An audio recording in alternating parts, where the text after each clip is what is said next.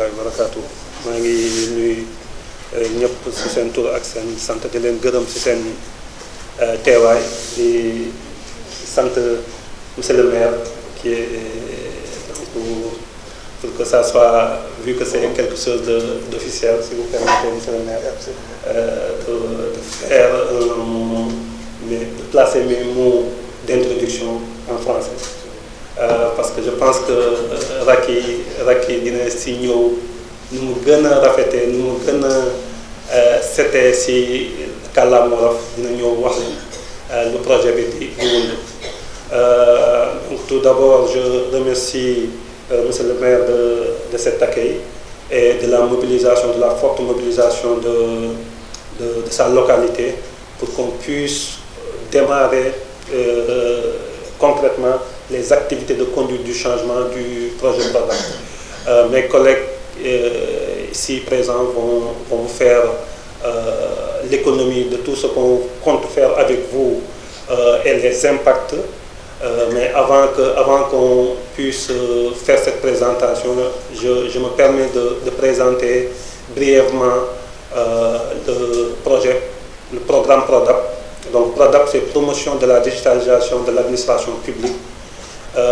C'est un programme financé par la coopération allemande à travers la KfW, donc qui permet de consolider ou de renforcer l'infrastructure numérique de Senum SA pour pouvoir déployer des services de qualité et sécurisés pour les structures de l'administration au niveau central, mais aussi au niveau déconcentré, au niveau décentralisé, à travers les collectivités territoriales. Donc, il y a trois composantes. Il y a une composante d'infrastructure. On va mettre en niveau notre infrastructure, mais aussi interconnecter un certain nombre de structures de l'administration dans cette intranet. Et parmi ces structures-là, on a la structure de la commune de Ngor. Pourquoi la commune de Ngor? Parce que la commune de Ngor est une commune à l'image de Dakar Plateau qui draine beaucoup d'activités qui sont génératrices de revenus pour l'administration. Et c'est un projet qui est en droite ligne avec le projet Promogef. Promogef, c'est promotion de la modernisation de la gestion foncière qui est au niveau de la DGID. Donc dans ce projet aussi vous êtes pilote. Donc KfW a voulu avoir une synergie pour pouvoir intervenir sur les mêmes bénéficiaires. Donc là, nous, on va revenir ici pour vous interconnecter au niveau de l'intranet gouvernemental, mais aussi de déployer un certain nombre de services. Et je suis très très content de voir qu'il y a aussi une structure IT, une structure informatique qui vous accompagne. Donc ça aussi, ça nous facilite la vie en termes de déploiement de l'ensemble des solutions. Ça veut dire qu'on aura des interlocuteurs qui sont au fait de tout ce qu'on veut faire. Et ça veut dire qu'on sera encore beaucoup plus diligent, beaucoup plus efficace pour la mairie, en ricochet pour la population de votre commune. Donc c'est ça que je voulais partager comme mot introductif et réitérer encore les remerciements du directeur général de Senum et encore de faire un plaidoyer pour qu'on puisse être accompagné pour quand nos équipes, parce que ça c'est juste un lancement, les équipes vont revenir avec vous, avec votre staff, avec la population pour faire la conduite du changement. Donc on fait un plaidoyer pour encore compter sur vous et votre staff et votre population pour avoir ce même accueil pour les prochaines sessions. Donc je vous remercie. C'est ça que je voulais. Assalamu alaikum à toutes et à tous. Jaraaf ñu lay nuyu baax nuyu imam nuyu kilifa yi fi nekk yépp et di leen nuyu souhaiter la bienvenue à l'ensemble des équipes du PRODAP et à l'ensemble des invités, des collaborateurs et collègues de la mairie. Je Monsieur le coordonnateur du PRODAC, Monsieur le représentant de la KFW, chers invités en vos rangs, grades, titres et qualités, tout protocole respecté, Mesdames et Messieurs, c'est avec un réel et profond sentiment de responsabilité que je prends la parole aujourd'hui à l'occasion du lancement des activités d'accompagnement du changement, au changement du programme de promotion de la digitalisation de l'administration publique au bénéfice de la commune de Ngor. Votre présence nombreuse traduit l'importance que nous accordons collectivement à la modernisation de notre administration et à l'amélioration du service public rendu à nos concitoyens. Et pour ça, je tiens personnellement et au nom de la commune de Ngor à vous remercier, vous tous. Mesdames et Messieurs, le monde change, les sociétés évoluent et les citoyens sont aujourd'hui de plus en plus exigeants vis-à-vis de l'action publique. Ils attendent de l'administration publique plus de rapidité, plus de transparence et plus d'efficacité. Face à ces attentes légitimes, nous avons la responsabilité commune d'adapter nos institutions et moderniser nos modes de gestion. La transformation numérique constitue aujourd'hui un levier incontournable de modernisation et de performance de l'action publique.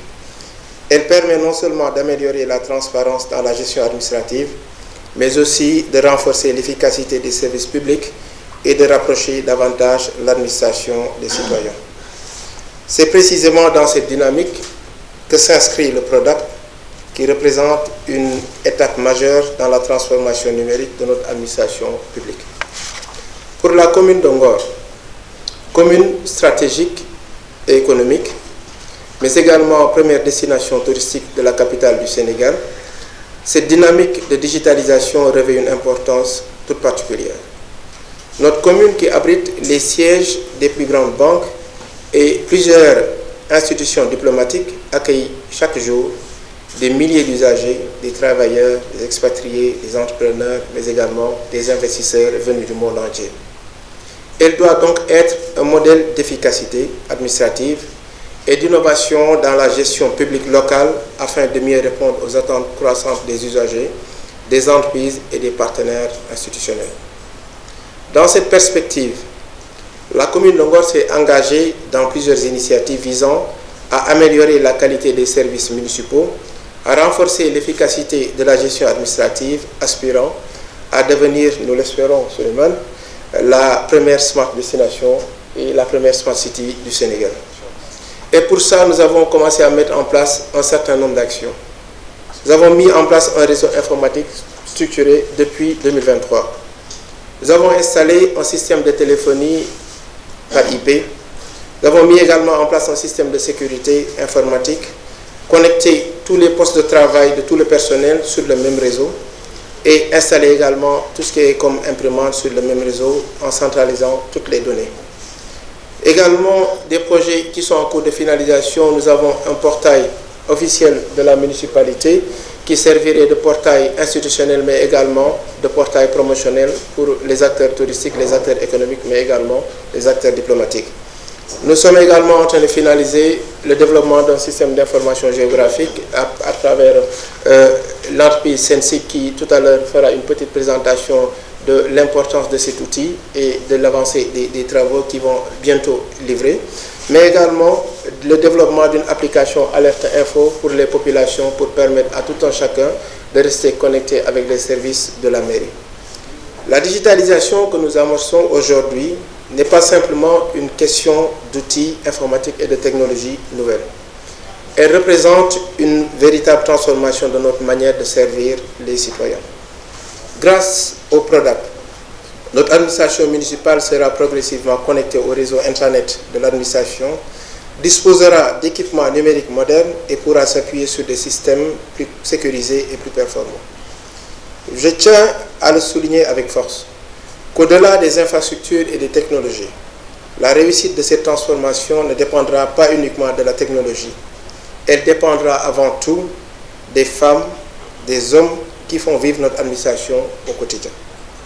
La réussite de cette transformation repose notamment sur l'adhésion et l'engagement de tous les élus locaux, les agents municipaux, les services déconcentrés de l'État et nos partenaires institutionnels. C'est pourquoi les activités d'accompagnement au changement que nous lançons aujourd'hui sont essentielles et ne se limitent pas à l'introduction de nouveaux outils. Elles permettront d'informer et de former et d'accompagner les agents et les acteurs dans l'appropriation de ces nouveaux outils, des nouvelles méthodes et pratiques professionnelles et d'évolution des mentalités. C'est pourquoi Sénégal Numérique, dans le cadre de la mise en œuvre du PRODAP, a mobilisé une équipe de cadres dédiée à la conduite du changement pour accompagner notre institution dans cette importante transition. Et en mon nom, au nom des populations, nous vous réitérons nos remerciements. La mission de cette équipe sera notamment d'informer l'ensemble des acteurs sur les objectifs et les enjeux du projet, de renforcer les capacités des agents, de les accompagner dans l'apprentissage et l'appropriation de nouveaux outils et de les mobiliser et de mobiliser toutes les parties prenantes autour d'une vision commune de l'administration publique de demain.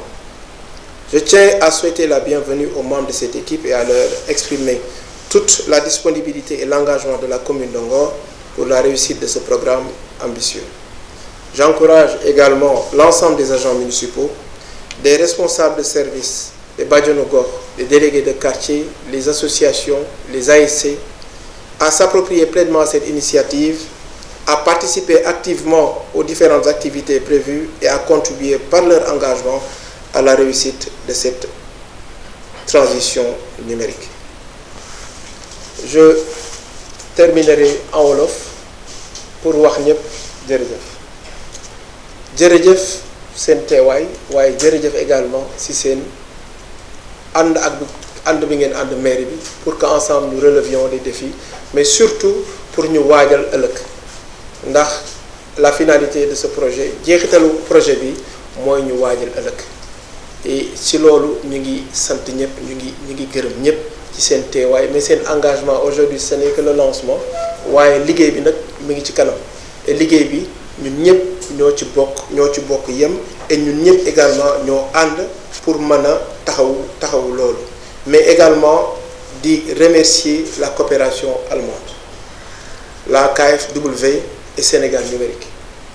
d'avoir voulu accompagner ce projet mais surtout d'avoir décidé d'identifier et d'avoir compris que Ngor, effectivement, avec tout son potentiel économique, avec tout son statut stratégique, méritait d'être accompagné et avoir accepté de venir aujourd'hui nous accompagner. Et cela consolide notre vision d'accompagner l'administration centrale dans sa bonne marche vers une meilleure administration connectée. Et j'espère en tout cas que les travaux se dérouleront de la meilleure des façons. Et Inch'Allah que le choix que vous avez fait pour la commune de Ngor ne sera pas un vain choix, mais que Ngor, in fine, comme je le souhaite, c'est très ambitieux, mais c'est possible, sera Inch'Allah sous peu et que vous reviendrez ici avec fierté dire qu'on a accompagné la première commune qui a assuré sa transition pour devenir une smart city, pour devenir une smart destination, parce qu'aujourd'hui Ngor se positionne sur beaucoup de choses. Et encore merci à vous tous. Et souhaiter en tout cas de bons travaux. Et sur ces mots, déclarer ouverte l'atelier de lancement du projet d'études et de promotion de la digitalisation de l'administration publique. Merci beaucoup. Moi, madame, utiliser le gars comme une tenue. dañuy aider si liggéey bi gën a gaaw si biir loolu lay ñëw ñu ne waaw léegi loolu problème yi am yëpp ñun mën nañu gérer li yëpp su boobaa lan la ñuy def dañuy ñëw yeesalaat lépp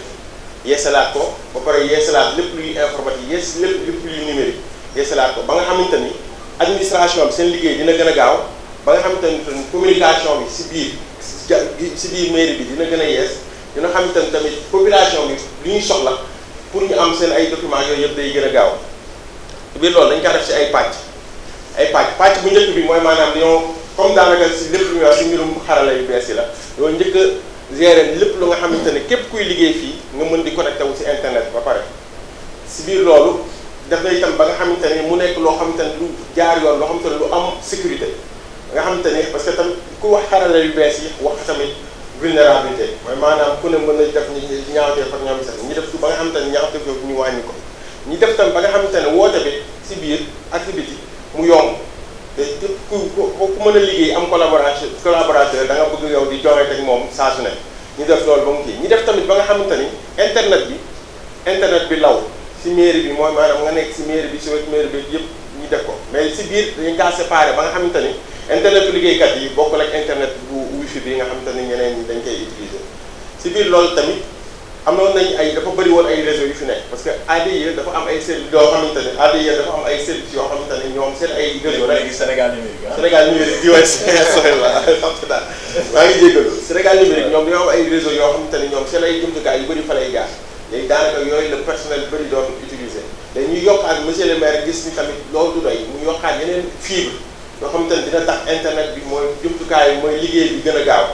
yooyu yëpp ñu def tam ba nga xamante ni nit ki ku fu mu mën si nekk si bërëb bi di nga comme dina mën a jonkal dañuy mën waxtaan seen biir si cadre liggéey bi ba noppi tamit ku liggéey soo bëggee génne li nga war a liggéey di nga ko mën a toog fi ngay toog génne ko si te doo ci am benn jafe doo fi am jafe-jafe ñu gis ni tamit yenn liggéey yenn ordinateurs yi dafa xawoon am yu xaw a yàgg ñu amoon jafe-jafe pour liggéey moom itam mu def ci comme ci laay kàttanam ba nga xamante ni ñu bëri ñu am ay ordinateurs yu bees yoo xamante ni yu mujj ay ñu mën a liggéey bu baax léegi tamit kon wax dafa amoon tamit jafe-jafe xam nga jamono ji neexul sécurité bi tamit dafa xaw a li moo tax mu jug ne moom day jël mairie bi yëpp ak alentour bi def ci ay système de sécurité vidéo surveillance ba nga xamante ni chaque jour dinañ mën a xam pour lu dugg ak lu génne di mën a sécuriser nit ñi ak leurs biens loolu moo nekkoon objectif yi daanaka léegi si biir loolu li ñu njëkk a def mooy maanaam ñoo ñëw li ñu njëkk a def mooy maanaam lii damay wax ni parce que damay wax lan lañ fi def si kii daanaka si réseau informatique mooy maanaam si mbirum ci connexion bi internet ba ñoom seen ñoo ñëw indi ay matériels yu bees yoo xamante ne ñoo ñu permettre ñun suñu biir léegi comme li ma la wax léegi ñu mën a jongante ba kenn du am problème ñu mën a di partager liggéey bi parce que liggéey tamit du ci mën ay collaborateurs dañoo war a boole li ñuy liggéey il faut mu nekk benn ñu mën di partager di mën a liggéey bi gën a gaaw ñu waxaat tamit si sécurité parce que tamit ku wax liggéey si biir mairie affaire yooyu dañuy wax mooy maanaam si nga def ba nga xamante ni say données ñoom ñëpp nga xamante ni doo vulnérable nga mën a am sécurité ko si biir loolu yëpp moo tax ñu indi gestion centralisée donc mooy maanaam mairie bi fu mu toll nii Sénégal numérique dafa ñëw fekk ko si loo xamante ni daanaka dem bi day gën a yomb parce que fekk na ko ñu am jumtukaay boo xamante ni dinañu permettre ñun ñu mën a comme internet beeg ñoom seen yëpp nañu fay te naa ci yokk sax parce que monsieur le maire commencé na sax déployer ay internet zonal yoo xamante ni da ko def si lieu public yi mooy point wifi y a des internet def naa benn si garage si nu mu tuddati garage mooy place publique bi on a mis benn internet zone bu gratuit pour population bi soo xam nga nag ñenn ñi xam nañ ko waaye ku bëgg am internet ku bëgg am leen loo xam te ne da nga mën nga dem foofu te loolu xam naa ne début njëlbeen la rek début la parce que bëgg nañ ko tas si biir si gox yu bëri ba nga xamante ni ak Sénégal numérique programme bu ko indi dina gën a tax dina gën a yombal tamit dina ko gën a yombal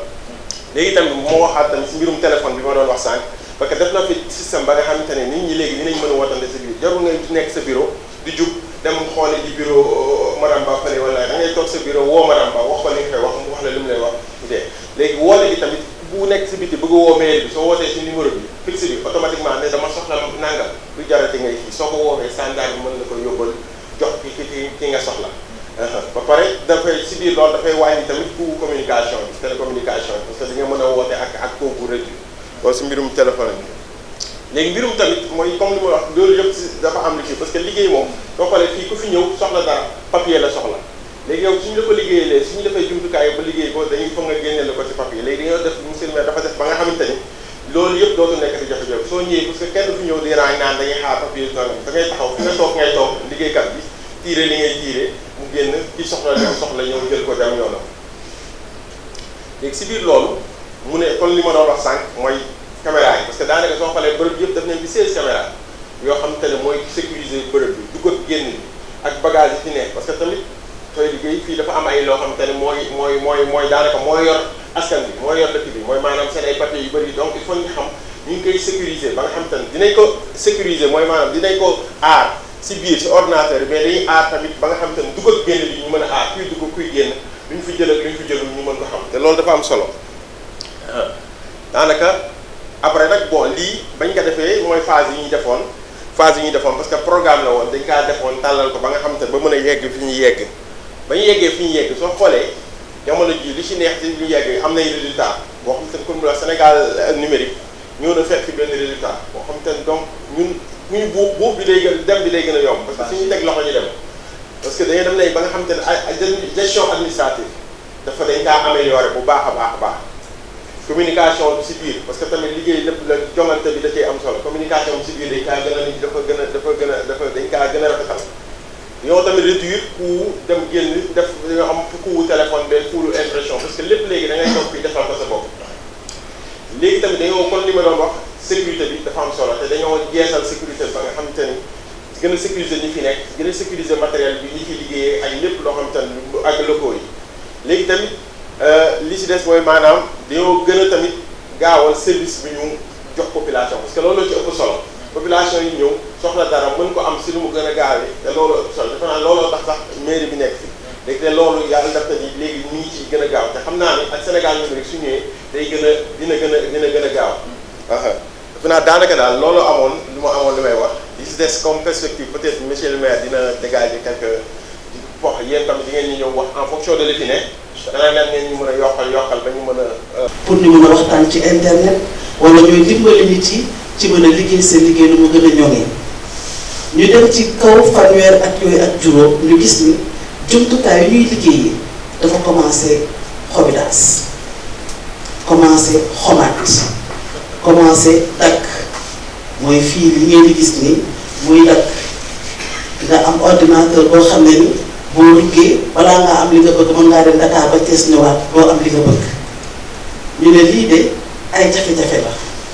ñu gis ni itam liggéey bi ñu waroon liggéey ci commune yi wala ci ministère yi ci jàppandal pour régler seen problème loolu nag mu sooxe ndax amuñu peut-être jumtukaay bu ko mën a yombalal wala amuñu ay nit yi nga xam ne dañ ko mën a yombalal moom lañu tuddee ci tubaab support maanaam problème am na war ngaa woo Sénégal numérique ne ko allo man de tey damaa dem bureau waaye bu ma la ubbee sama machine connexion bi ñëwul internet bi doxul peut-être que fil bi daa buddeeku wala courant bi ñëwul wala yu demee noonu ñu gis jëflante boobu ñu waroon jëflante client bi loolu jàppandiwul ñu ne loolu tamit problème la bu ñu xoolee problème yooyu yëpp nag dajaloo ñu jékki-jékki rek ñoo monsieur le maire ñoo monsieur le ministre jël suñu réseau bi sànni ko ci manette bi mais yéen ñii kat ñu ngi leen di fay xaalis boobu bu dul jeex ñu ngi leen di fay salaire waaye amul leen ñu benn njëriñ donc seen réseau bii téye leen ko soxlatuñ ko loolu nag nekk problème parce que yow dañ laa créé dañ faa def ay xaalis dañ laa recruter ay nit pour nga yomb la liggéey mairie ak ministère bu ñu demee ba ministère ak mairie gis tu seen bopp si loolu day nekk problème boobaa nag ñoom Thierry ñëw ak waa KfW coopération allemande gunge état du Sénégal ne kaa leen moo xoolal leen moom mooy seen problème mooy diagnostic ñoom Ousmane defoon ci mairie bi ñu daal di diagnostiqué xool fan la problème bi nekk ñu ne problème bi seen réseau bi da ngeen ko war a tëkkaat baaxul équipement yi baaxul fibre yu baaxul loolu da ngeen ko war a tëkkaat baaxul wala boog da ngeen ko war a gën a dooleel loolu benn la ñu ne beneen bi da ngeen war a def dématérialisation maanaam fexe ba liggéey bi nit ñi di liggéey seen biir gën a gaaw ngir bàyyi dem ak dikk bi ngir bàyyi kéet yi ñu ne beneen bi seen kër gi dafa manqué sécurité maanaam nit mun naa dugg jël seen données jël li ko nekk seen kër dem te ngeen doon gis lu xew donc loolu moo indi product li ma wax ni yépp nag diagnostic boobu pour nga mën a fexe ba mën ci mucc dafa laaj koppar bu bëri koppar boobu nag état du Sénégal amu ko woon ndax état du Sénégal xanaa tal na defar santé bi defar agriculture defar nangam comme lii ne dafa laaj xaalis bu bëri ñu ne xaaral ñu xool coopération allemande loolu moo tax coopération allemande ñëw gunge ñu ci liggéey bi donc loolu moo indi problème ñu war a am ay objectifs ñu war a atteindre wax naa fi ñetti banque wax naa réseau bi maanaam mooy tali bi nga xam ne ni moo ñu dimbali ba waxtaan bi ak jëflante bi gaaw ci wàllu internet mooy fondation bi boobu bu dëgërul leneen loo ci teg day màbb donc loolu ñu war a njëkk a defar maanaam dëgëral suñu fondation moom mooy premier objectif bu ñu war a atteindre. beneen bi ñu ne bu ñu dëgëralee suñu fondation ba pare dañuy fexe que service yi nga xam ne population da koy soxla te muy jaar ci mairie yi di jaar ci administration bi gën a yokk bu ñu yem rek ci defar plateforme pour secours yi bu ñu yem juste ci fexe marché bi tiquetage bi nuñ ko jaaralee ci plateforme bi bu ñu yem juste si poste de santé bi naka la ñuy fayee waaye nañ dem ba ci biir nañ fexe monsieur le maire bu amee courrier bu jaar ci xarala yi ñu fexe ba monsieur le maire ku ko soxla jaar ci xarala yi ñu fexe ba monsieur le maire lépp loo xam ne daf koy jëflante population bi mu jaar ci xarala yi loolu mooy la dématérialisation des processus moo fexe ba indi jumtukaay yi nga xam ne nit dootul soxlati di déplacé wu di ñëw waaye day toog këram jël ubbi téléphone am wala ubbi ordinateur mën na jëflanteeg monsieur le maire mën na jëflanteeg le président de la république. mu am beneen boo wax sànq mooy objectif boobu ñu bëgg a atteindre maanaam wàllum sécurité de l'offre dégg ngeen fi temps yi ñu ne waa DAF dañ leen piraté ak impôt monsieur le maire sa population bi ak yeewu nañ kat ñu la def bravo monsieur le maire bravo donc loolu mu nekk loo xam ne lu garaaw a garaaw a garaaw la dañoo nekk jamono boo xam ne ni nekkatul guerru missile nekkatul guerru pistolet bien que ñu ñaa ngi guerre fële ca Moyen-Orient waaye doon maanaam information ku ko téye téye na la sa tey téye na la sa ëllëg donc information yooyu il faut que ñu liggéey pour garder ko ndax ku dugg si biir DAF jël na information yi nekk sa carte d'identité yëpp de est-ce que ñun dans 2027 bu ñu dee bu ñu war a defaraat carte d'identité yi est-ce que duñ ma nee man existé wu ma est-ce que lu ku nekk Malaisie mooy jël samay données donc loolu dafa nekk pàcc bu am solo ci projet bi ndax li ma leen ko waxee rek Sénégal numérique dafa am kër yoo xam ne foofu lay denc information moom lañ tuddee data center moo am jam ñaajo ak feneen ak feneen lépp loo xam ne mu ngi jaar ci xarala yi ci wàllum données foofu lañ koy denc foofu muy seen kër googu nag boo ci deful caabi defoo ci kànnaar ñi nekk Malaisie nekk Indonésie dañuy dugg te lu leen neex def donc loolu pour ñu wax waxi souveraineté numérique maanaam ñu moom suñu bopp ci wàllum données il faut que sécurité boobu ñu def ko ñu ñoŋal ko ba mu gën a ñoŋ donc loolu objectif bu am solo la ci projet bi. projet bi comme ni ñu ko waxee xaalis la laaj mënoo tëb rek dajale Sénégal gépp nga dama leen di gunge pour lii ñuy def nii ngeen am ko Souleymane du dëgg moo tax ñu fexe am lëkkaloo ak Promogef pour mën a am ñu ko waxatee cohérence méngoo loolu laa ngi laa wolof mën a am méngoo ci projet yi moo tax ñu ne nañ jël Promogef ñu mu jël ñu jëlaat même site yooyu ñu gunge leen ci projet bi day fexe yëf yi gën a gaaw yëf yi gën a baax donc projet bi Sénégal numérique bénéficiaire la c'est normal parce que moom mooy bras technique bi te moom mooy porter projet bi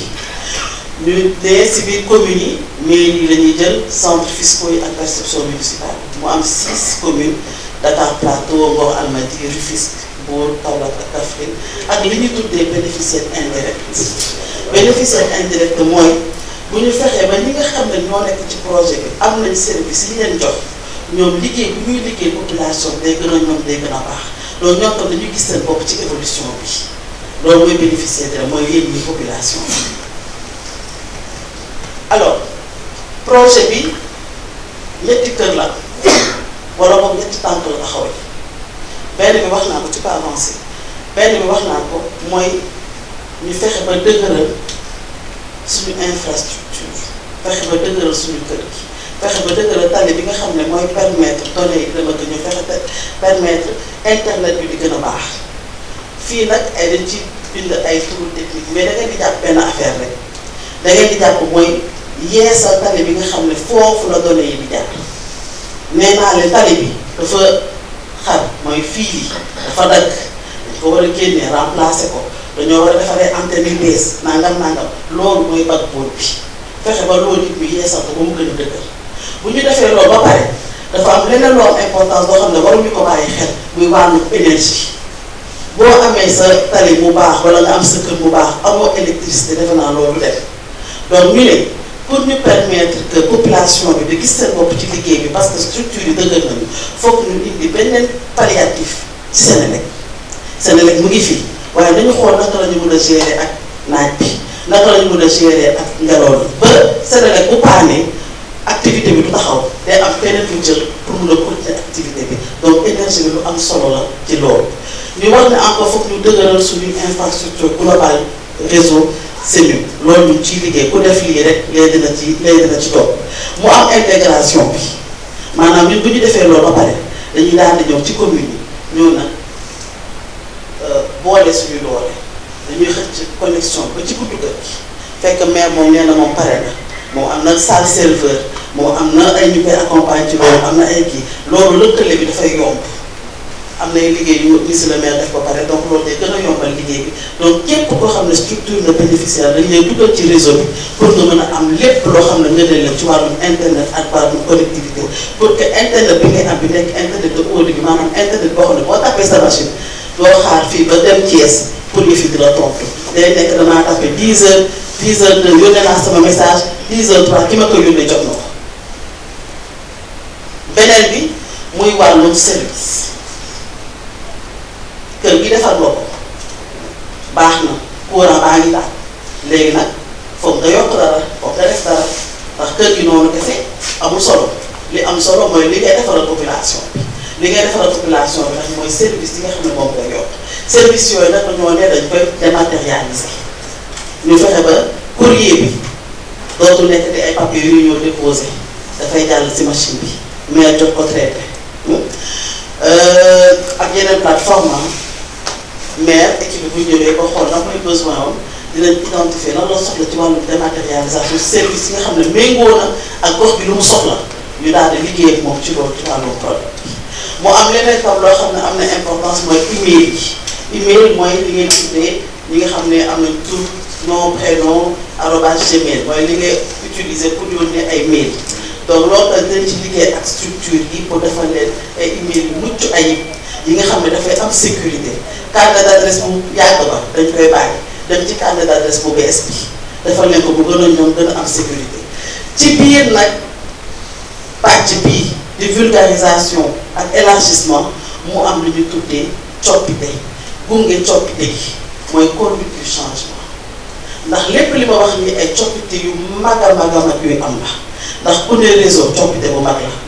ku ne énergie coppite bu mag la ki ne dindi matériel coppite bu mag la donc loolu pour nga mën a fexe population bi d'accord si ndax monsieur le maire moom d'accord la ba pare waaye léegi population pour ñu d'accord ne monsieur le maire yow kat moom sa ñii nii dañu sonal dañu ñëw fi ñu wax di bëtt nii di kii amuñu njëg pour loolu ñu bañ ko am ñu teg li ñu tuddee ànd ak coppite bi wala gunge coppite bi wala accueillir coppite bi loolu moom conduite du changement mooy équipe bi ngeen gis ñëw tey di waxtaan ak yéen ci projet bi lan la wund lan mooy gënalam ak lan mooy jeexitalam ci structure ak ci population bi donc ñu am dinaa ci dikkaat ci kanam tuuti ci stratégie yu def ak yooyu ku ne tam transformation digitale maanaam coppite ci wàllum xarala nekkul loo xam te da ngay ñëw di ko wax di def dafa am lu am solo loo xam ne da nga ko war a gunge mairie bi muy wàllu équipement dinañ saytu ak monsieur le maire ci jéego yi nga xam ne moom teg na ko pare ci wàllum jëndum matériel ci wàllum jëndum ordinateur naka lañ ci mën a yokk ba moom bu gën a gis boppam ci yëf yi liggéey bi gën a ñoom mu am leneen tam lu am solo ci biir ànd ci coppite bi wala gunge coppite bi muy wàllu jàngale ak wàllu formation ndax nit ki kat boo ko nee dama lay changer ni ngay doxalee dama bëgg a changer ni ngay xalaatee foog nga gunge ko pour mu am ay compétences yi nga xam ne foofu ko bëgg a yóbbu donc formation bi dina am ci wàllu mairie bi ak képp koo xam ne rek gis nañu ne formation bi am na importance yow. mu des ñetteelu pàcc bi nangu mooy pàcc bi nga xam ne moom laa tuddee sécurité 5 lii xew ci DGID xew ci daf foog ñu def de telle sorte que bu bañ a amati wala boog bu amee. mu nekk loo xam ne lu néew lay doon parce que loolu kenn mënu ko. les frais ils ont un foncier à l'intérieur. Et foncier en fait il faut le sécuriser. Et documentation c'est là et nous après on a des documents on a des données très sensibles et bu ñu sécuriser les mairies bi rek on vous expose vous tous mais au-delà de mairie bi aussi yéen ñëpp aujourd'hui vous êtes ñun ñëpp on est très téléphone, très ordinateur, on fait beaucoup de choses avec nos téléphones, quelquefois des choses utiles et pas utiles. Mais war nañu mën a fexe ba seen téléphone yi ngeen mën a am internet et on est en train d'expérimenter ça, Ousmane le disait tout à l'heure, à offrir de la connectivité à tout le monde, aux populations en tout cas parce qu'on veut créer en tout cas des points de rencontre pour que voilà de l'inclusion, de la cohésion et tout. Mais nit ñi bëgg nañ leen may ne internet ñu connecté wu, mais il faut ngeen xam téléphone bi ngeen yor en fait quels sont les dangers auxquels vous êtes exposés. Tey say aw bi yor avec certainement ak compte Wave c'est son argent et l'argent ñi natt bi. Imaginez que son téléphone soit piraté et que quelqu'un accède à son compte web, mu jël xaalis bi yónnee ma ko. C'est ça yow moo dem si waa masse gi dem justifier. Ça va pas être le maire, man j'ai reçu de l'argent, je vais dépenser tout de suite. Mais imaginez ça. Imaginez également tout ce qui se passe chez vous, seen données yi, seen doom yi, seen borom kër yi, seen soxna yi, ñoom ñëpp tout ce qui se passe, mais également imaginez tout ce qui se passe au niveau Ngor de manière globale. Donc tey on a opportunité de nous retrouver dans un environnement sûr. Maanaam tey état ñëw na pour accompagner ñu pour que ñu mën a non seulement on devienne une meilleure commune mais au-delà du fait que ce soit commune même chez vous qu'on arrive à profiter de ce que le monde nous offre aujourd'hui. Internet kenn mënatu see mucc fi mu nekk nii ñun ñëpp on est connecté. Maintenant on a deux options, soit ñu def ko sécurité xam ne vraiment amul benn risque, on peut se connecter dem TikTok dem fii créer seen ay plateformes jënd jaay faire tout ce que vous voulez woote sans problème, wala nga woote avec risque. Et programme bi daa ñëw tey pour dugal ñu ci option sans risque et loolu nag pour mu am il faut ñëpp jàpp ci. Man peut-être c'est mon cœur de métier xam na ma kii les yeux fermés je fais confiance, mais am na kaa xam ne xamul loolu moom jàpp na ne internet bi daal moom affaire yu wóorul gars yi dañ ñëwaat beneen projet wax rek non ça il faut que ñëpp ñu jàpp ci ñu wax nit ñi ne dans tout on n'a pas le choix foofu la àdduna jëm. Donc fii àdduna jëm il faut ñu waajal ci et je clôturerai par dire hier j'ai changé à benn waa Ngor ba nekk à l'étranger qui est expert sur le STEM sur son entreprise s'appelle JIDAC Sénégal et dañ doon waxtaan sur le STEM parce qu'on veut que Ngor xale yi ñu orienter leen sur les sciences, technologies, sur les mathématiques et tout ça. Et elle a vu ça, mu contacté ñu, on a échangé et elle veut accompagner xale Ngor sur tout de suite les former sur la robotique et l'intelligence artificielle. Et tranche d'âge, ça va être 6 ans, 12, 13 ans. Donc ça, la mairie peut prendre à charge. Par exemple, les 100 premiers, la mairie prend entièrement à charge. Fayal xale, on les forme tout de suite sur tout ce qui est de robotique, tout ce qui est IA, tout ça. Mais xale ba am 12 ans, 13 ans, les Sénégal encore le bari la mu war dem jàng. Et ça va être maintenant les parents tout de suite de voir qu'il y a beaucoup d'opportunités pour seen njaboot yi, mais ce sera avec le numérique.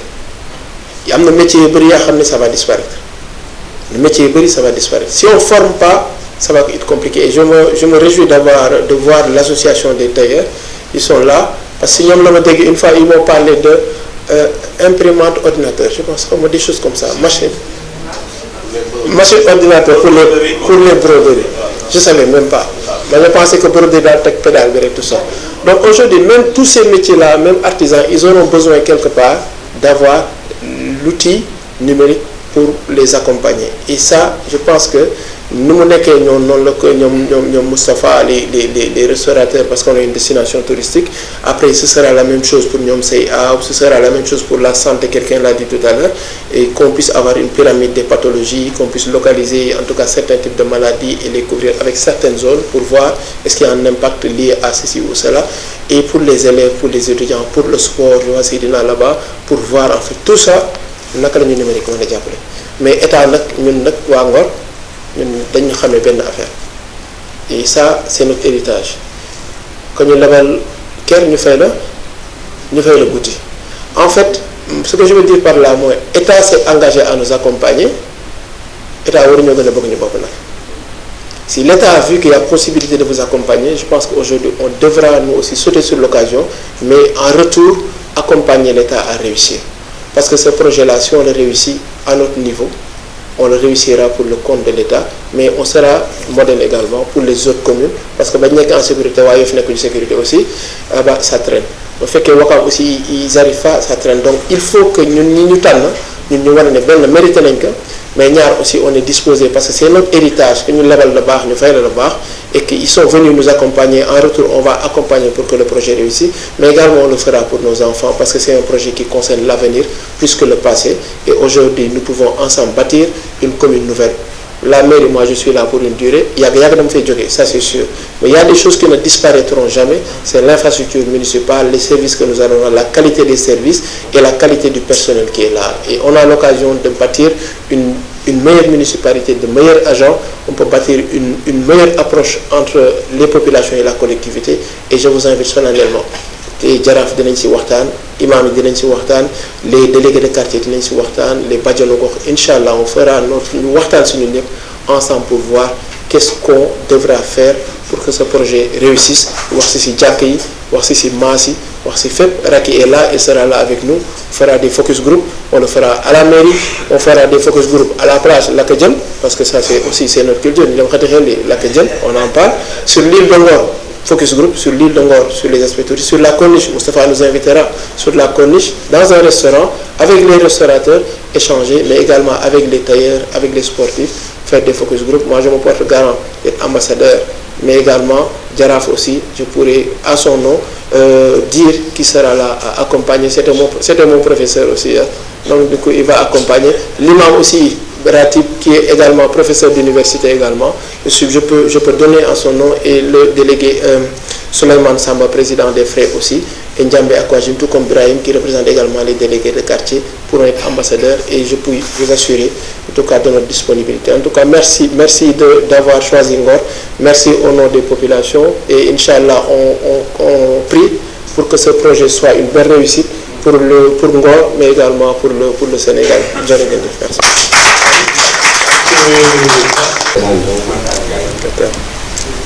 damay commencer d'abord contribution lay def ñaar ko damay bokk ci di féliciter maire bi parce que yàgg naa wax ak moom ci ñu dem vers une démarche qualité. Absolument. Pour que le personnel, parce que moom dafa nekk en avance par rapport à son personnel. Niveau il faut mu def le regret. li ma koy sant li ma koy gërëm mooy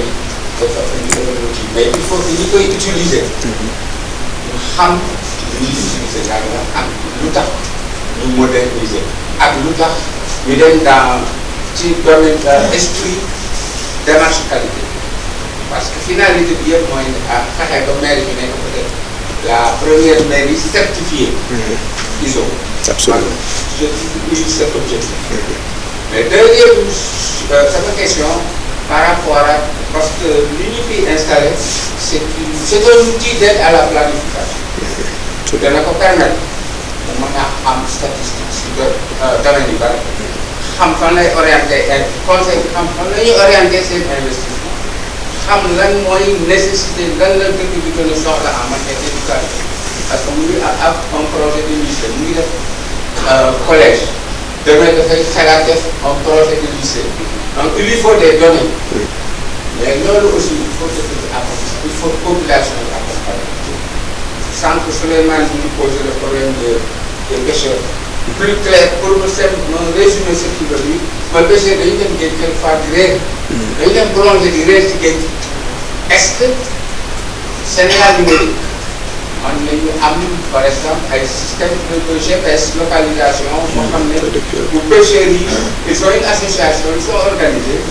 que chaque fois ñu am benn comment dirais-je un truc de vigilance boo xam ne ku dem géej danañ xam ne ak moo demoon géej ñenn ñoo demoon ban heure lañ ci jógee parce que boo gisee ces informations boo demee en Europe dans beaucoup de communes yi nekk ci littoral ils ont ces informations dëkk bi c'est une commune touristique war nañ ko am benn office du tourisme même si le tourisme n'est pas une compétence transférée parce que données yooyu ça peut nous servir. waaw moo tax ma ne daal Sénégal bi am na information yu bëri yoo xam ne à force de travail avec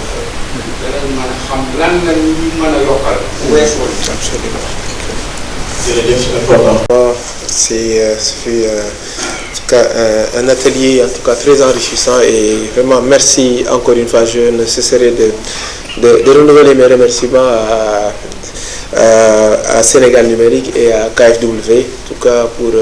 ce projet en tout cas très ambitieux que nous espérons et nous sommes très très très optimistes quant à sa réussite. Et merci à toutes les populations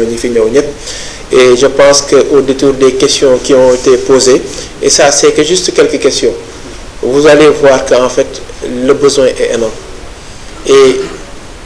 on a des pistes de solutions à travers le numérique et ça va être des solutions très très rapides.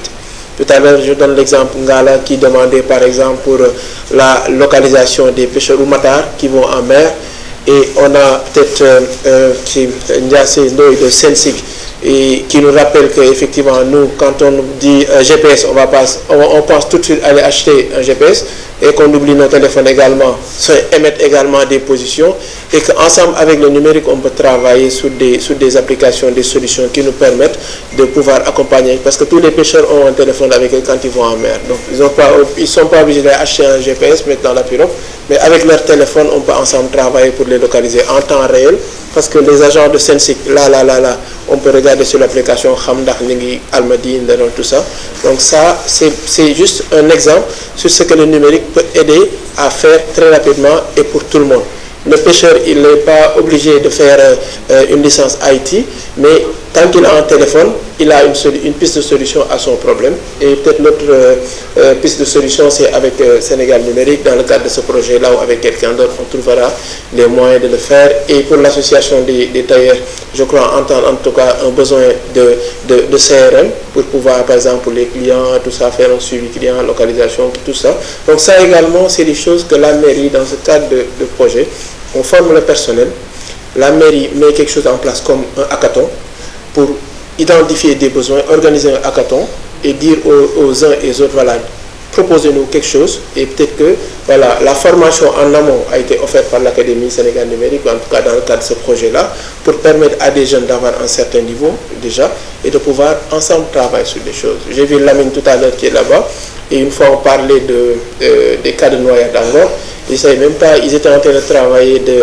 en tout cas de former de travailler sur une IA, ils étaient en train de l'entraîner pour pouvoir contrôler les limites de zone de baignade. Par exemple, quand tu es à la plage Jongor, il y a Ndjambé a mis une zone de baignade, au-delà de la zone c'est dangereux, en deçà c'est moins dangereux. Donc ils étaient en train d'entraîner une application, des IoT qui permettent, dès que tu franchis la ligne, ça alerte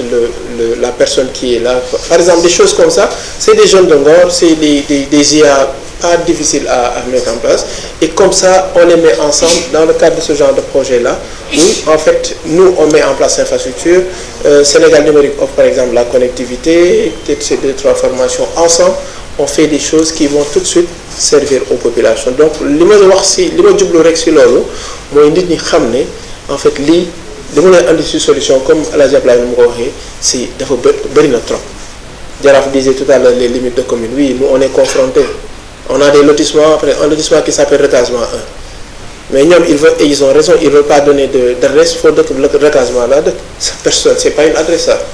Et ils veulent changer, dénommer le quartier. Qu'est-ce qu'on va faire? Est-ce que nous disons le quartier de que Souleymane Sambokopa? Non, il faut qu'on en parle. Mais au-delà de trouver un nom pour le quartier, si on a des adresses pour chaque village, déjà le problème il est réglé. Tu as une semaine après pour le quartier, on travaillera ensemble pour délimiter les quartiers, donner un nom et ça viendra. Et li gëna yomb pour def lolu, c'est l'outil numérique. On va pas aller dox dem ci kër yi bind feuille. Avec l'outil numérique, on peut faire le zonage avec Jaraaf, avec les délégués de quartier, avec les responsables ñu waxtaan ñep tel voici les communes comme les quartiers bi ni la tudd, fi la commencer, fi la yam. Kër yi fi nekk fii la commencé fii la yem et ensemble ñun ñëpp ñu dëkk ci commune bi yëpp on a cette base là dans un portail comme justement le portail qu'on est en train de faire c'est institutionnel pour ces questions là nga xam yow ban zone nga nekk ban quartier nga nekk quartier bi nag la tudd et les adresses, une partie promotionnelle pour les activités de loisirs, de tourisme et économique. Donc vraiment pour un tout lii njariñ kese la et njariñ bi c'est pour faciliter notre vie. Parce que des fois, c'est la croix et la bannière pour Amlolo. Or qu'avec l'outil numérique, c'est à ce téléphone, avec un ordinateur, avec une tablette, tu peux avoir accès à beaucoup de données. Mais surtout, tu peux interagir avec les autres.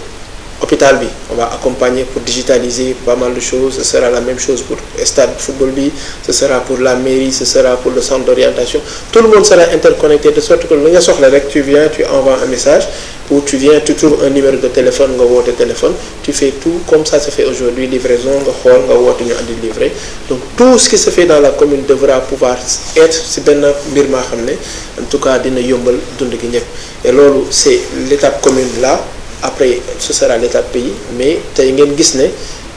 et comme on le dit comme on crée une base ou tout ça, c'est difficile dans la collecte de données, dans l'organisation et tout ça, mais dès que nga pare à la création, le développement, quelquefois ça prend vraiment nga sonn jaxasoo fii, c'est des heures là perdues, mais une fois mu pare, quand tu as besoin de quelque chose, c'est juste une requête, après tu as le résultat, ça va très vite. Donc waajal bi dina metti, dina jël temps, mais ñu ngay ñaan ñëpp ngeen accueillir nit ñi xam ne li ngeen a def pour yéen la.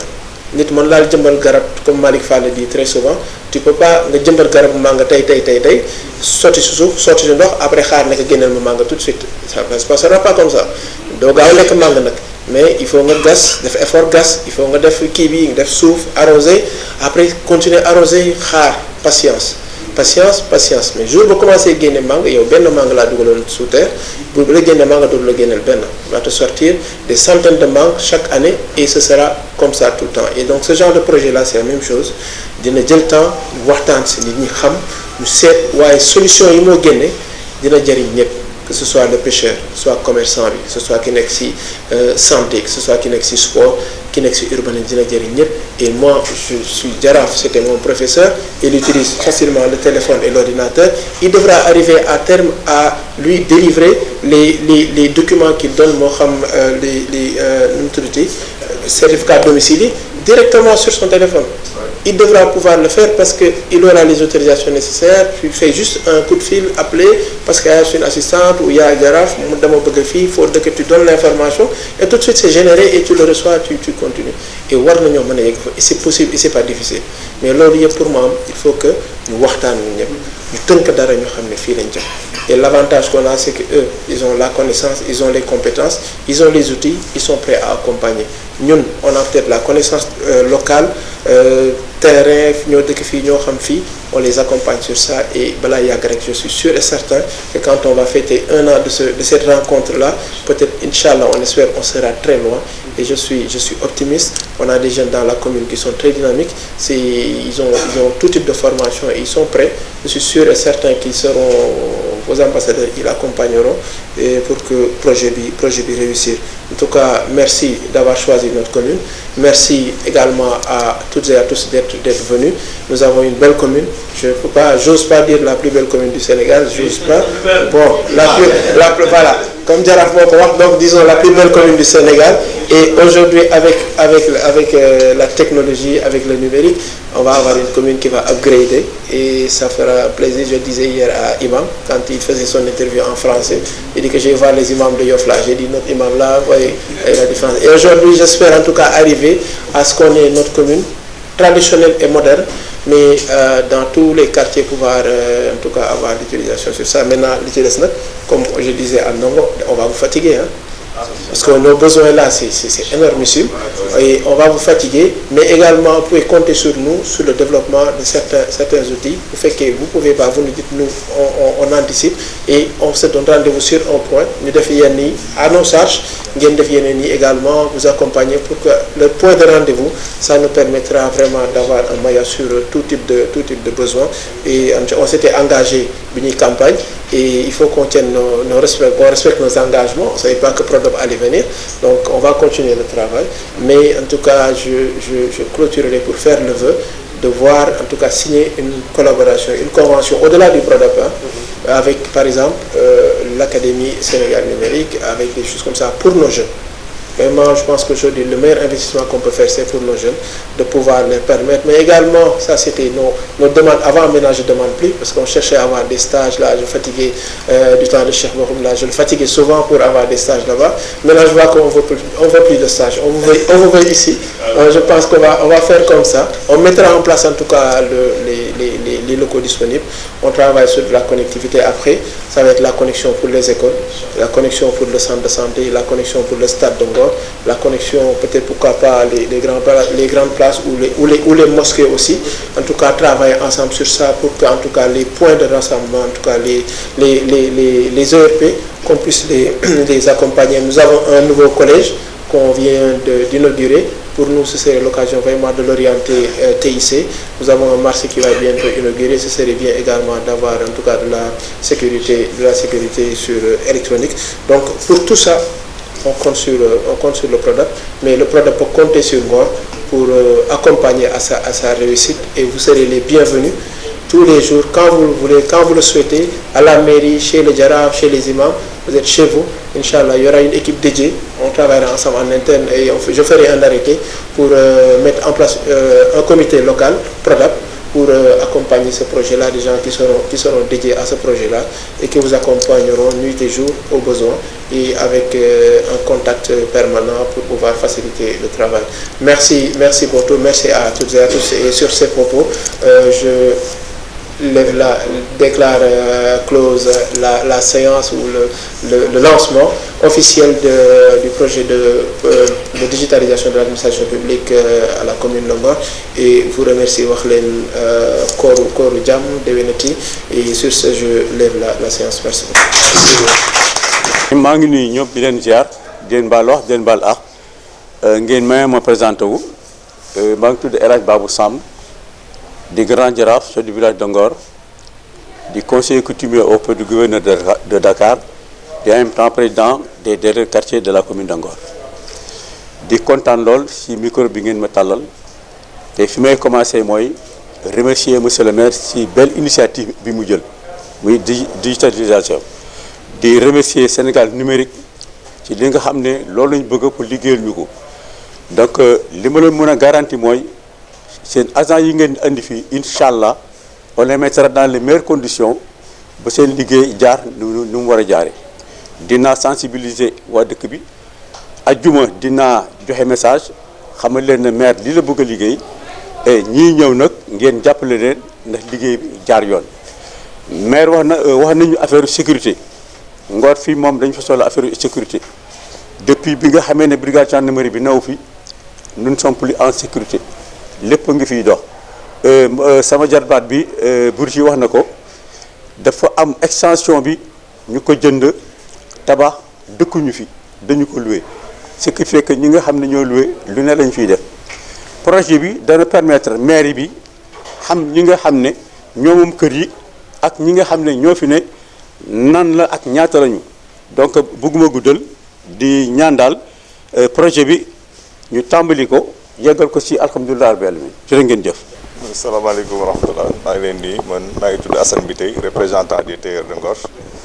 di sant bu baax monsieur le maire ci invitation bi nga xam ne moo ñu invité ak Sénégal numérique atelier bi ñu doon def fii nga xamante ni lépp daf ñuy permettre ñun suñ cadre liggéey daf ñuy gën a permettre ñu gën a améliorer, parce que wax naa ko sànq ci biir salle bi di wax monsieur le maire dafa nekk en avance ci lu bare bari ci wàllu informatique ak bëgg ñu jàppale, te ñun suñ cadre liggéey doon soxla loolu, parce que outil de travail yi ni am soxla léegi yi nga xam ne moo gën a sophistiqué pour liggéey léegi dafay soxla affaire internet, parce que yoo xamante tey da nga koy programmer si ordinateur, day am disque dur logiciel nga xamante ne liggéey bi li nga doon liggéey à travail manuel nga xam ne da nga koy def si ay durée de 1 heure de temps wala 2 heures de temps da nga koy def si ay fraction de minute. waaw te loolu daf ñuy dimbali bu baax, wala loo xam ne da nga ko liggéey toute une journée nga liggéey ko en 30 minutes, c'est vraiment assez intéressant ci cadre liggéey daf ñuy jàppale bu baax a baax. donc bi ñu ñëw suggéré ko suñu vœu mu jàppale ci defal ñu benn financement boo xam ne am na ñu permettre ñu am ay machines yoo xam ne outil de travail yoo xam ne dafay gën a améliorer suñu liggéey, kon kooku jàppale nañu bu baax a baax. ñu ngi koy remercier turu association bi, te dinañ ko wan ne collaboration bi ñu am ak moom itam ñu ngi koy fexee ñëpp dan ñu ngi koy rafetale fu mu ñu woo ak lu mu bëgg ñun dina taxaw jàppale ko ci kotom, xam ne lii ñoo ko ànd bokk fexe mu réussir mission, te loolu muy vœu mooy suñu vœu. donc c'est vraiment ñu ngi sant bu baax a baax, te vraiment dëkk bi aussi jàmm la fi am ak salaam, te li muy bëgg nii bëgg ko yaatal ñun daf nekk genre ay relais lañ, parce que luñ ci war a mën a yaatal pour nit ñi comprendre, parce que ay nit ñoo ñëw ci ñun toujours dina ko gën a yaatal loo xamante ne dina gën a tax ñun suñu liggéey nit ñi gën ko comprendre ak maire bi liñ bëgg aussi nga xam ne dëkk bi jàmm yi fa war a am ak salaam bi ak li jëmale dëkk bi kanam donc loolu mooy suñu vœu te ci loolu rek la nekk ñu ngi remercier ñëpp di remercier jaraaf côté bi imam yi yëpp wax dëgg yàlla di remercier maire monsieur le maire bu baax salaamaaleykum wa rahmatulah. Cadre de service. Bon, c'est une entreprise que la mairie a sollicité pour l'accompagner dans sa modernisation de son système informatique et la mise à niveau de son parc informatique. Donc nous, on a fait une installation, une mise à niveau de toute la mairie, ce qui permet à la mairie d'avoir d'offrir un meilleur service aux populations et d'avoir des infrastructures de dernière génération. Donc on est prêt à l'accompagner par rapport au programme de Sénégal numérique pour pouvoir... Excusez-moi.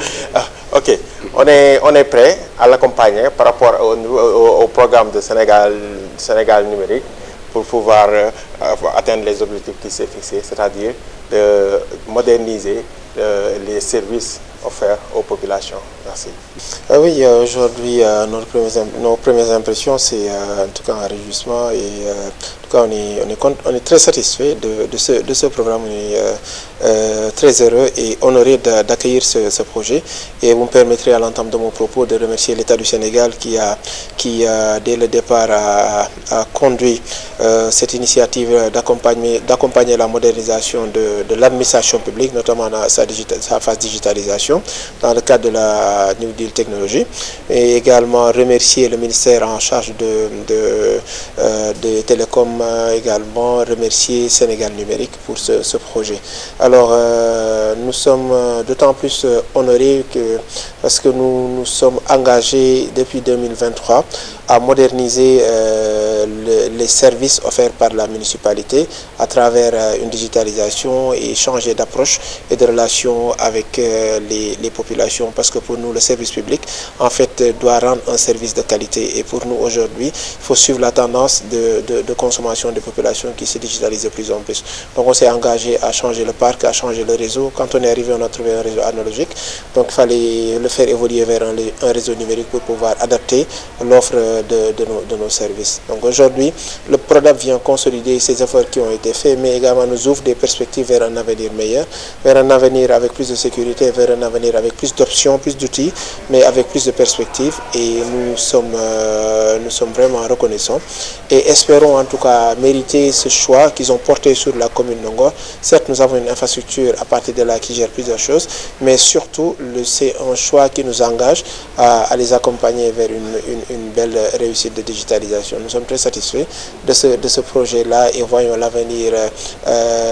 radieux pour la commune Ndongor, mais surtout pour les populations Ndongor, parce que dans les débats, vous avez vu tout à l'heure, que ce soit les pêcheurs, que ce soit les artisans, tailleurs, que ce soit les étudiants, les élèves, chacun à ce qui le concerne,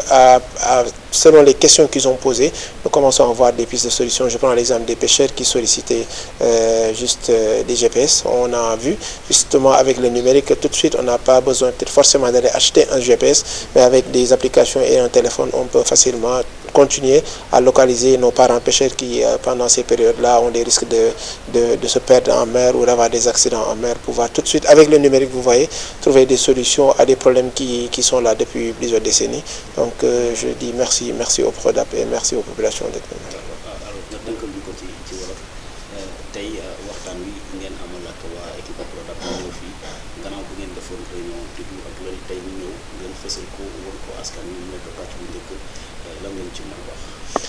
tey xanaa tàmbali rek ci am mbégte ak kontaante bu baax ci lii di gërëm état du Sénégal bi nga xam ne moo porté mbir mi ci yi gën a kawe kilifa yi gën a kawe ànd ak ministère bi nga xam ne moo yor fànn bi, waaye surtout gërëm ak sargal Sénégal numérique bi xam ne moo porté projet bi boole ñu ci depuis le début ñu ànd ci ak ñoom mu nekk loo xam ne dafay gën a dalal suñu xel, daf ñu yokk cawarte ndax ñun dañoo amoon yéene nekk ci loolu waaye ak suñuy moyen bopp. Donc bu ñu gisee Sénégal numérique jóg ànd ci ak KFW pour taxawal lii ci ndigalu état bi ñëw boole ci Ngor dañ ciy am mbégte bu baax ndax dafay gën a jëmmal suñu yéene bi ñu am ngir jëm ci kanam mu nekk nag projet bu am solo boo xam ne du mairie bi rek waaye dafay dimbali finalité jeexital bi mooy ci population bi lay jariñ dinañu dimbali ñun ci liggéey bi nga xam ne dañ koy jëflante ak askan wi parce que looloo ñu fi bàyyi mooy dañu war a nekk jaamu askan wi di leen taxawu ci seen ay bëgg-bëgg waaye nag pour ñu def ko buñ defin bi mën naa woyof ci kaw bu ñu amee jumtukaay yi ci war te ñoom dañu ñëw pour jàppale ñu ci jumtukaay yi méngoog jamono gën a yombal liggéey bi waaye aussi population bi aussi wan leen jumtukaay xarala yu bees yi ban njariñ la mën a am ci seen jeexital ci seen dund gis nga tey ñu am ñu mbégte ànd ci ak association tailleurs yi ànd ci ak association des pêcheurs ànd ci ak yeneen ay jeunes ay étudiants ak ay élèves ñoom ñëpp ku ci nekk tey ak jumtukaay yu bees yi ñu mën ci ànd ak Sénégal numérique pour mën a suqali seen dund mën a gën a baaxal seen dund mën a gën a yombal mbir di profiter nag ci lii di woo askan bi nga xam ne ñoo dëkkee Ngor ak Almadies yëpp pour ñu gën a jàpp ñoom ñëpp ci projet bi ànd ci jàppale ci mairie bi waaye jàppale ci Sénégal numérique pour que ñu mën a digitaliser ndax projet PRODAB bi mooy projet pour digitalisation administration publique bi mooy tey jëflante bi ak jokkalante bi entre nit ñi ak administration bi mu gën a ñoŋ lalu ci jumtukaay yu bees ñu ciy woo waa Ngor Almadies yëpp du ci woo waa Sénégal yëpp ñu jàpp ci waaye rawatina di ci woo ndaw ñi balaa yàgg nag dina am sunuy ndaw yu ànd ak ñoom dugg ci dëkk bi ñëw ci seen kër yi wala ñëw ci seen quartier yi waxtaan ak yéen ci mbir mi ñu ngi sàkku ci yéen ngeen accueillir leen ci ni mu gën a rafetee weccoo ci ak ñoom xelaat jox leen yéen tamit seen xelaat ci li ngeen bëgg ak li ngeen yaakaar ñoom itam ñu ànd ci ak maire bi xool li ci mën a nekk ñu defal leen ko li ci mën a nekk itam ñu xool ak ñeneen ñan nañ ci lëkkalool ba loolu ñu jëmmal ko loolu rek mooy njariñ bi am ci mbégte bu baax di leen sant bu baax di leen gërëm